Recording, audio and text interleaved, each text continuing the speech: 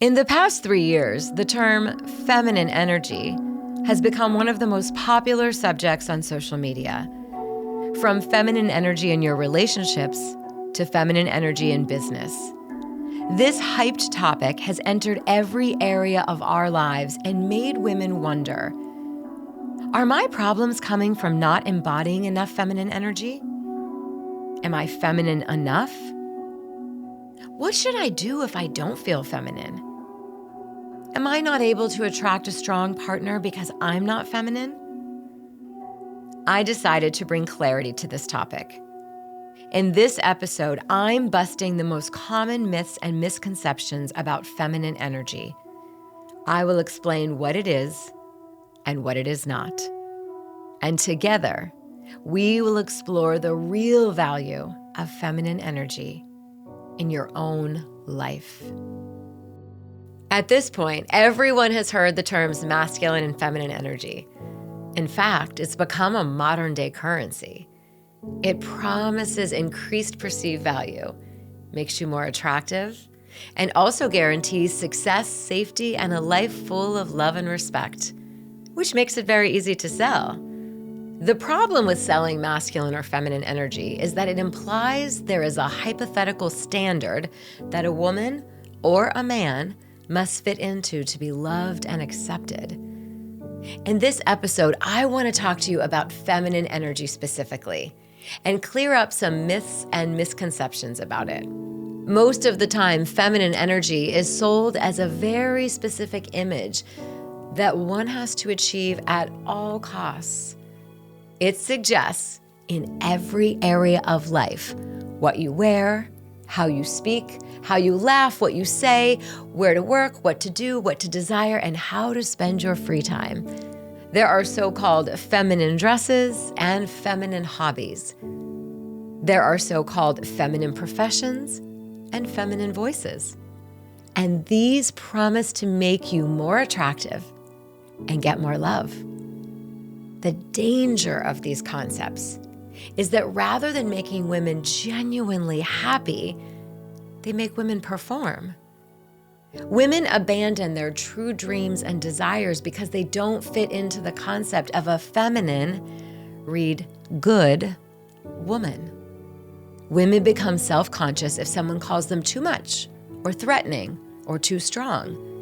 They learn to hide parts of themselves to please others, believing that it makes them appear more feminine. But what does that performance and the hope of getting more love, affection, and safety actually do to women? True feminine energy is the opposite of a performance. It's a state of flow. What kind of flow can a woman achieve if in the back of her mind, she's constantly evaluating her own performance?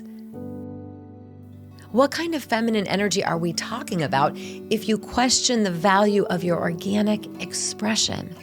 Let me give you an insight on why our authentic feminine energy is being so actively replaced with performative feminine energy. A woman who doesn't question her value is very hard to control. She's hard to derail from her destiny. It is impossible to turn her into a function that performs for the sake of pleasing others. Someone is certainly profiting from that performance. A woman who dedicates her life to molding herself into a function that pleases others under the fear of rejection becomes an incredibly neutralized companion for someone who doesn't need love, but wants power. Typically, that performative feminine doesn't like other females. And it's easy to explain. When a woman doesn't believe she's inherently worthy, she attaches her worth to something else. More often than not, she validates herself through the masculine.